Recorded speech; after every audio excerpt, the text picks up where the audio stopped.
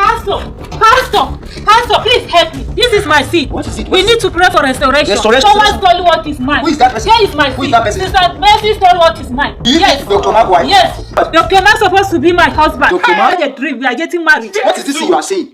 Dr. Mark is already married. Listen, madam. Dr. Mark is married. He cannot be your husband. You may have had a dream about him, but let me tell you something. Not all dreams are true.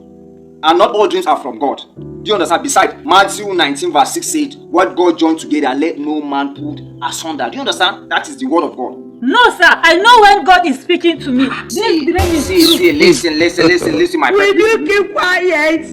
Do you believe that God also speaks to me? Yes. Okay, let me tell you something. I also had a dream about you. About what, sir? About what? Yes, sir, that you become my second wife. Child.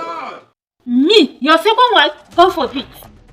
Matthew chapter 19 verse 6 says, the two shall become one, not three. So you already knew everything and you are here disturbing me.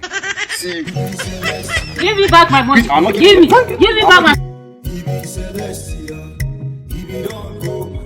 Ibi Celestia.